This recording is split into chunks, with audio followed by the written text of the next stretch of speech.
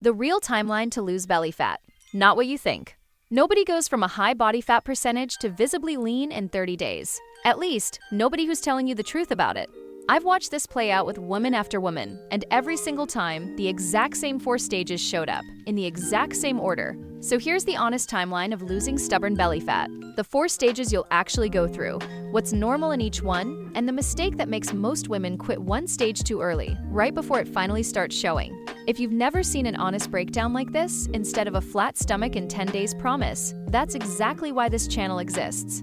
Subscribe, because we're going to keep giving you the real timeline, not the fantasy one. Stage 1, I call it the invisible stretch. Because the change is completely real, you just can't see it yet. The scale barely moves. Your face is maybe slightly less puffy. Your belly? Untouched, genuinely, insultingly unchanged. And this is exactly where most women quit. Not because fat loss stopped working, but because they've convinced themselves it never started in the first place. Here's why that's wrong. Think about watering a plant. In week 1, nothing above the soil looks different. But underground, the roots are already growing every single day, long before a single new leaf shows up top. Your first few weeks of fat loss work exactly like that root system. Fat cells are shrinking everywhere in your body, all at once. But the higher your starting body fat, the less noticeable each pound becomes, because there's simply more of it to move through before your eyes register any change at all. The honest truth about the invisible stretch is that you were never supposed to see dramatic results this early. You were supposed to build the habit that makes stage 4 possible months from now. So here are the 2 numbers that actually keep you sane here. Your waist measurement, wrapped around your belly button, same day, same time, once a week. The tape doesn't lie the way a mirror under bad lighting does. And your weekly average weight, not any single day's number, because your weight can swing several pounds from sodium, water, and hormones alone. If the weekly average is trending down and the tape is shrinking, even by a centimeter, it's working. Don't touch the plan. Stage 2 is the one that makes women think their genetics are personally against them, because this is where your body starts playing favorites. Fat starts visibly leaving your face, your collarbones show up, friends start commenting that you look leaner, and your belly, your hips, your thighs? Exactly the same. There's a real physiological reason for this, and once you understand it, it stops feeling personal. Fat cells have 2 types of receptors that essentially act like a gas pedal and a brake. One type tells your body to release and burn that fat. The other tells it to hold on tight. In women specifically, estrogen increases the number of hold-on tight receptors in the fat around your hips, thighs, and lower belly, which is exactly why those areas resist mobilizing fat even while your face and arms are already changing. On top of that, these areas simply get less blood flow than fat around your upper body, which means slower delivery of that fat to be burned, even once your body finally agrees to release it. Your hips and belly aren't stubborn out of nowhere.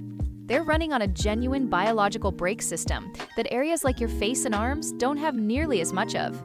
Which means in stage 2, you do exactly one thing.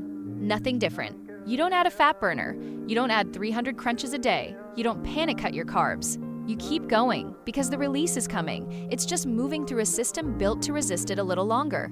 And if you're wondering why some women seem to lose from their hips and thighs almost immediately while others hold on there for months, that same receptor system is a big part of the answer. It varies from woman to woman, shaped by genetics and where your body's estrogen levels have sat over the years. That's not an excuse to give up on those areas.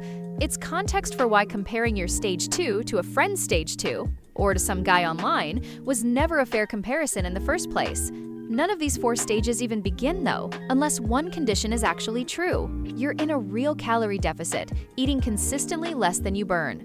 And here's where almost everyone gets stuck. Not from lack of discipline, but from bad information about their own intake. Research using doubly labeled water, the gold standard way to measure this, has found people underestimate what they actually eat by an average of around 32%, and by even more if they've struggled to lose weight before. That's not a small rounding error. That's the entire deficit you thought you had, quietly gone.